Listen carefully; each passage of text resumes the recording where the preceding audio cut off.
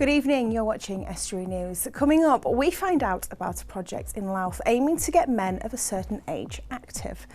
What do you think about smoking on public beaches? We'll be finding out. And my guest tonight is the viral sensation, Nana Jean, who is probably all over your Facebook timeline. And Dan Kemp will be along later to take a look at some stories doing the rounds.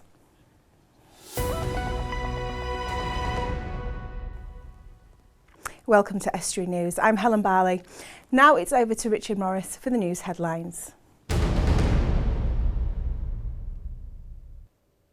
Humberside police are after information after a suspected arson attack which destroyed a temporary building used by Winterton Rangers. The fire was started in the early hours on Monday morning, destroying the building. The building was on the playing fields close to the football ground on West Street. The force are also looking for information after an assault outside the Vegas Grill at the marketplace in Cleethorpes. It happened at around 3 a.m. on Sunday, July the 12th. A 21-year-old man got into an argument with a group of men before being assaulted. He was allegedly punched and kicked, which led to injuries being treated by Diana, Princess of Wales Hospital. The force are looking for independent witnesses to the incident. Anyone with any kind of information is asked to contact Humberside Police. Young Seafood Limited have announced they will continue to support the Cleethorpes People's Carnival going into 2016. There had previously been questions surrounding the future sponsorship of the event. Leonore Pidgeon said she was absolutely thrilled that Youngs are sponsoring the event again next year. Social isolation is something hoping to be eradicated in Louth thanks to a new men's shed. We first brought you the news of the venture a couple of weeks ago, and now the project is fully open. You can find out more about it in tonight's news. The Elite Fish and Chip Company have raised nearly £1,000 for local charities. The company has restaurants in Lincoln, Ruskington and Sleaford. The money will go towards the Fishermen's Mission charity to provide support for both active and retired fishermen.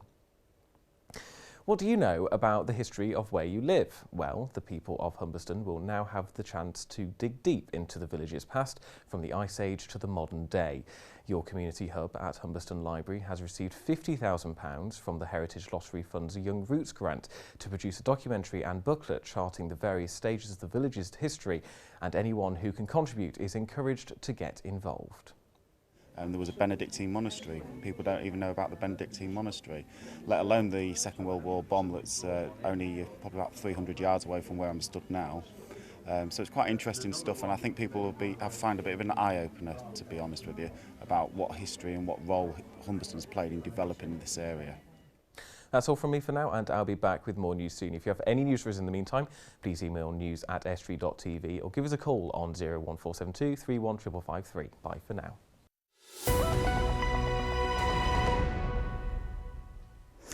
Now, her videos will have been appearing on your Facebook timeline for a little while now, and so we decided to bring her in for a chat. It's Nana Jean and Craig Jones, grandson-in-law. Yeah, that's so, right. Nana Jean on Tour is the Facebook page that you, Craig, have created. Can you first of all tell us how this was born and what made you do it? Well, it all happened by accident, really.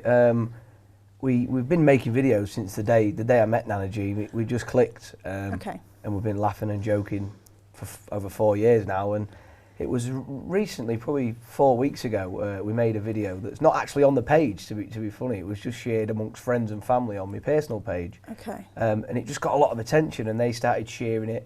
And I just decided to make a page just for a laugh. I never dreamed in a million years it'd get like this. Nana Jean, some of these videos make me belly laugh. They're very, very funny. And it's basically you both winding each other up. Well, Craig doing the more of the winding up and you retaliating every now and again. I do get as good as what I give, though. She gives as good, and we all cheer Nana Jean on. She gets you back, I'm not going to lie. Good versus evil. What do you think of all the attention, all the Facebook attention? Well, I don't look at them. I don't look at the videos around. So you're not obviously you're not on Facebook. No. You don't understand how you're not really bothered. I've only got a little phone. What I try to do on an evening is reading the messages, comments. Obviously, it's impossible. I like hearing the messages. Yeah. What people say. You know, do this and do that and say this. You are an internet sensation now, though. How does that make you feel? Ordinary. Ordinary, bless you. I don't think it's sunk in how popular she is. How huge it's gone. Because you've got how many likes on the page now? Last time I looked, 7,300 plus, nearly 7,400. And the thing to start with was you took Nana Jean to the Coronation Street tour. Yeah, Is we that did right? take her there. That didn't start it, I don't think. I think it started about a couple of days before that, but that was one of the very first videos, before even 1,000 likes on the page, Yeah. And then you said, when we get to 5,000 likes... The reason behind that, the reason behind that is I never thought. I mean, I did mention it to you, Nana Jean, and then I said it won't get to 5,000 likes. Let's just say it. Let's put it out there. And then within 8 days, I was going to get a credit card to go to Amsterdam. So you've done Amsterdam. There's the car wash one. Now I advise anybody watching the news tonight not to do the car wash one. Don't try this at home. To get on the page and have a look at these videos because they are. So let's have a look at a little 16-second clip we've got here first. Okay. What? We're going down now. Oh God.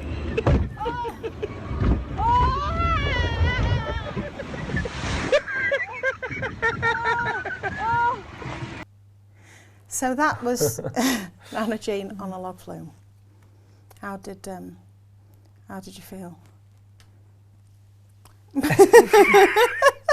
Speechless, Nana Jean. She's speechless. Do you know in preparation in advance what he's going to do to you? Not that car wash, I never. It's going to still haunt you, that car wash. It's going to haunt you. You don't like car washes. I'm assuming this is why he...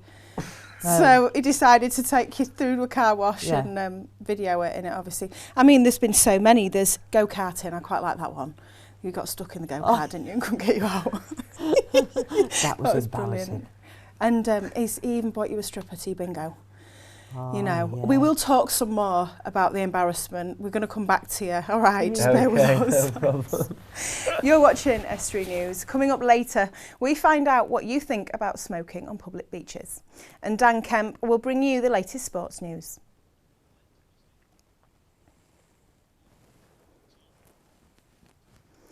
Social isolation and depression can affect anyone, but a particular group at risk are retired men. In the 1990s, a debate took place in Australia about how to combat this, with the idea of a men's shed being floated as a possible solution.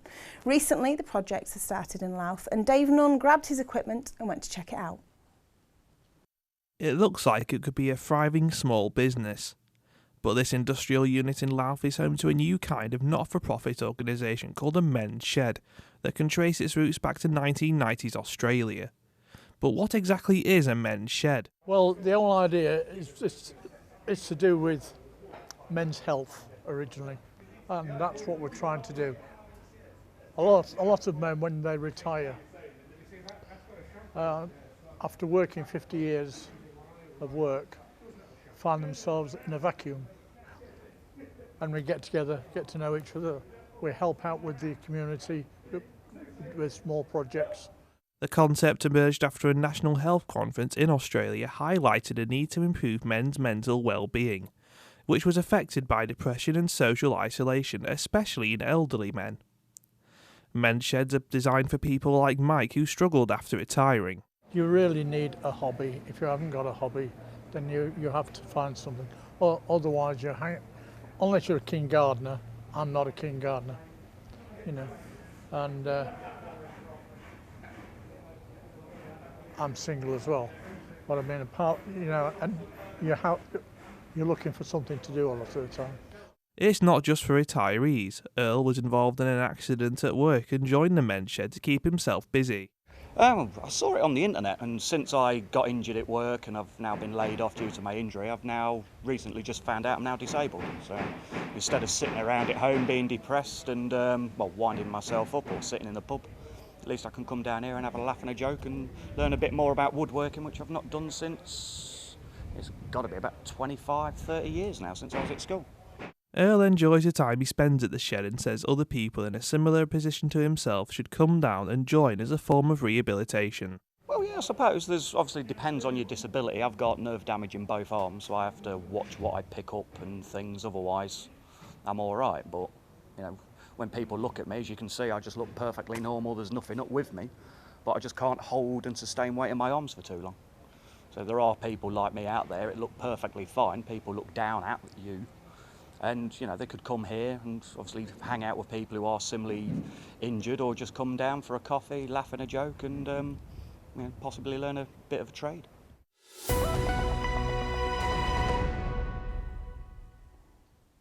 Now, still with us in the studio is Nana Jean and Craig. So, Nana Jean, I would like to ask you, of all the videos that Craig's done and all the things he's put you through, and I know this is a hard question, what's probably the most embarrassing one for you to date? Well, the stripper last night in bingo, that was very embarrassing. Because it was a laugh though. You're a big bingo fan, you go to bingo Yeah. regularly, don't you, Yeah. every week. Yeah. And I mean, you were 70 yesterday, so happy birthday for yesterday. Thank you. So you're surrounded by your friends of similar age, and a young gentleman comes in and starts taking his clothes off. Yeah. Did everybody else react the same as I you? thought it was brilliant. Some of the things have a heart attack, half of them. That was fantastic. Did you expect the reaction? It was 50-50 really. It was going to go one or two ways, but both the ways would have made a good video. I mean, she was either going to go crazy, which would have made a good video, or she was going to be happy, which is what happened, and that also made a good video. But I love Nana Jean to bits, I do. I love her. You can tell you've got a wonderful relationship. Now, you've been with your girlfriend Danielle. Now, Danielle's actually your granddaughter. Yeah. So, grandson-in-law, and you've known each other for about 4 years, and you can see you've got a wonderful relationship. Was it instant? Did you instantly get on? Yeah. Well, I never did like him actually. You struggle to like men, don't you, Nana Jean? Yeah, I mean, the minute I walked in, I think I've always got that personality anyway. I like to get on with people, and I think I sat next to you on the sofa when I first met you and put my arm around you, just like we are now. I said, hello, darling. And we just sort of clicked from there, and we just, it's always been a banter. She really loves to hate me, and I you love. can see the love and the hate. Yeah, you can see it. And that's what it is. But I think deep down, she's changed since we've been doing the videos. People have commented, a family, a friend, a son in particular, is saying how different she is, how happy she is. That's lovely. And it's just brilliant. And she's been noticed in the street. People are, ooh, ah, Nana Jean. You know, the chant. Everybody's chanting.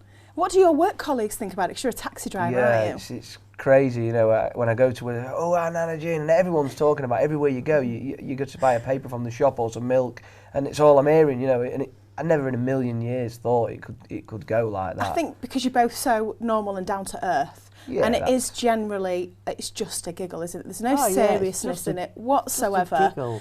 And it's lovely that it's all been positive comments and positive feedback that you've had. Yeah. So you got to 5,000 likes and you did Amsterdam. What's your next target of likes before something big happens? I'd love to say 10,000, but unfortunately, you just can't. I'm just not able to be able to. Just can't afford it. You're right, Nana Jean. You're just not able to do it. Yeah. But he should take you to Benidorm for the stress he puts you under, really, shouldn't he? Imagine that for a fortnight or a week. Oof. But I'll get you a good scooter in Benidorm. Yeah, you'd want to be on the back of it. Yeah, we'll get a double scooter on the back of it. It'll be we can do some wheelies. No. But no, I mean, the next target, I mean, there just isn't one, you know, whether we met one eventually or someone might suggest something, or, I mean, a lot of fans or whatever you call them, followers on Facebook, they message in with ideas all the time, and we're just going to, just riding it. It's a bit like the roller coasters you've been on, Nana Jean. It's like the roller coaster journey now. Keep enjoying and keep making the videos for us all, because it's just a break from the norm, and it's lighthearted. It's definitely not norm though, is it? It's not, but that's good.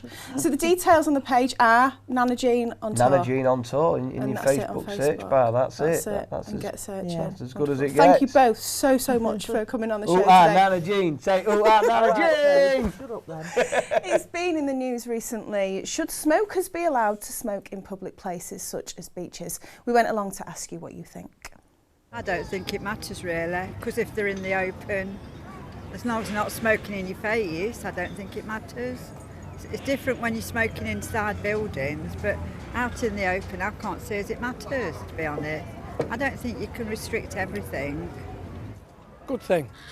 It's a good thing, and then you stop dogs as well, you know what I mean? That's what I'd like to see happen as well. I've been to Brighton, but I mean, I'm not too keen on being near somebody who is smoking, I must admit, as an ex-smoker of 30 years ago, but Yeah, it's okay. It depends which way the wind's blowing. If you're downwind, it's not so good. You have to go to the other side. But regarding people smoking, I don't know. It's a bit of a funny one, really, I think. My only thought is, what do they do with the dog ends when they're finished smoking? Well, that was part of the argument. It'll probably go into the beach for a short time and then come back out again. How are they going to police that? How are they going to police that? Are they going That's a good question, you see. I mean, okay, it's okay saying it. It's doing it. But how are they going to police it with all these thousands and thousands of people that get on Brighton Beach? We're all non-smokers. We're all non-smokers. But having said that, it's been a bit cruel to them, isn't it? Now, there's enough stoppages at the moment. About smoking? Yeah, about smoking. It's pretty strict at the moment. So I think if they are on a beach and you want to fag, as long as you don't leave the litter behind, and this is what a lot of them do, of course, and that's the bad part about it, is stubbing out the fags and just chucking it on the floor.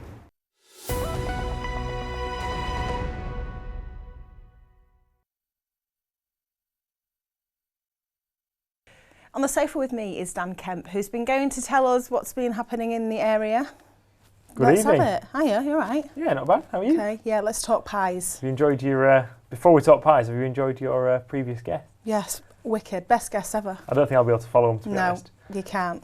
But if you talk about pie, you might be able to. Well, it's almost like you knew what was coming. Humberside Police, in the Hull Daily Mail today, Humberside Police have defended their choice of pies on its canteen menu. Wow. There you go. Humberside Police have defended the force's canteen menu after it was revealed it serves up 5 different meat pies. Now, shall I give you the options? Go on. And you can tell me which one you'd pick. Go on. The options are, in their canteens, mince and onion, beef and potato, chicken and mushroom, cottage pie, or even one crammed with sausages and stuffing. Oh, I love one of each. All of them. I'd have all of them. them. I think I'd go chicken. I think I'd go mince, maybe. No, beef. No, I don't know. Next question. Well, I'll tell you, this was revealed on a serious note in the Sunday People newspaper, which retrieved details of the menus from the 39 police forces across the country under a Freedom of Information Act.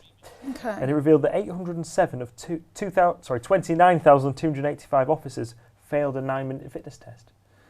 So are they saying now that they're going to wipe the pies out and bring in the salads for the police to eat? Well, no, a Force spokesman has said in the Hull Daily Mail that the catering service adheres to its Healthy Eating Award, which was awarded by Hull City Council, and that all the food must be within low-fat ingredients. Right. All excess fat must be drained from meats, fresh fruit and veg must be available, and a choice of potatoes must be provided. Okay. And on the back of that, the potato options and the Humberside Force include 2 different kinds of chips for 50p each, which are chips and spicy fries.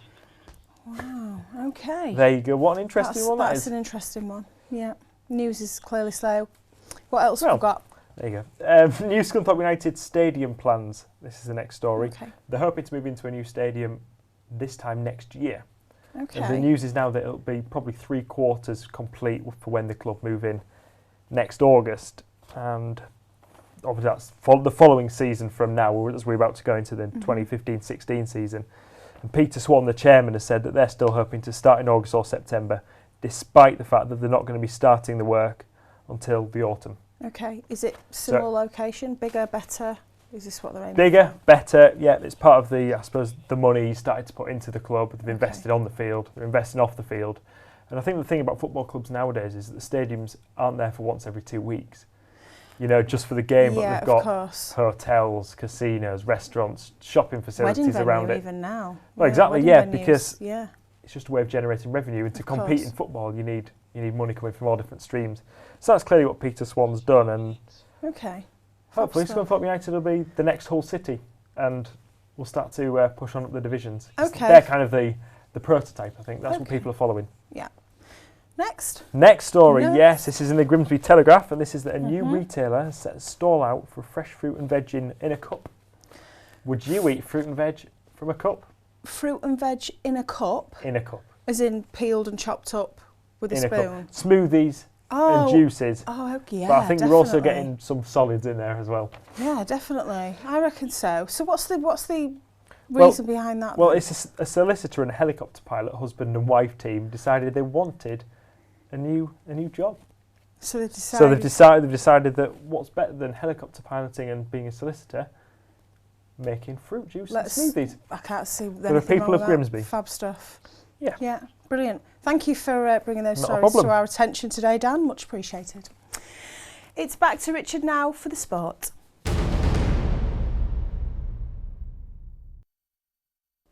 Hull City defender James Chester is on the verge of leaving the club. It's been reported that West Bromwich Albion have had an offer of £8 million accepted by the Tigers, which will see him return to the Premier League following City's relegation last season. Chester is currently the club's longest serving player, having made 156 appearances since signing in January 2011.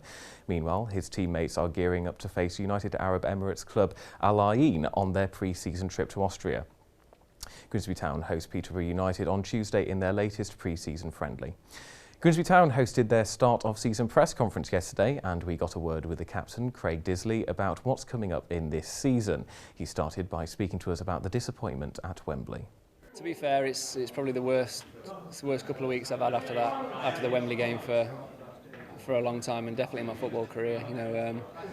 So hard to take, being so close, down to what was basically a penalty kick. So, like I say, we need to use that as a motivation to drive us on this year and make sure that we're not feeling that pain again. And and we can, like I say, go one step further and really get where we all want to be. Even with the games we've been playing, we're still working hard in training. We're still doing the running drills and stuff. But I think in general the lads are really fit at the minute, and the games have gone really well so far in pre-season. We've won every game so far, so you can't do any better than that. Let's just hope we're not peaking too early before the season starts. And that's all for the sport.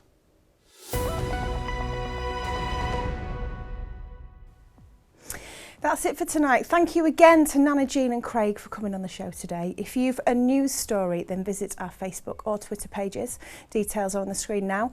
Or email news@estuary.tv or phone Grimsby 01472 3155553. And thank you again to Dan for coming on the sofa as well to discuss the news. Until tomorrow, good evening.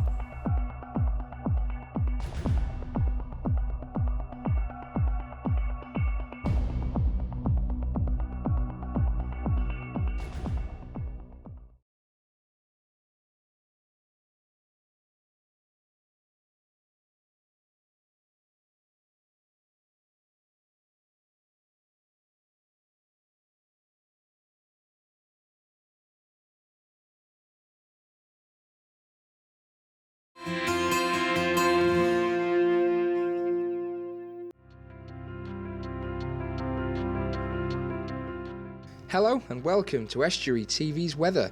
On Wednesday there'll be sunny intervals and showers, some heavy, some thundery. It'll be breezy along the coast though, with maximum temperatures of 18 degrees. On Thursday it'll be dry with sunny spells and isolated showers, however it will feel much warmer with light winds.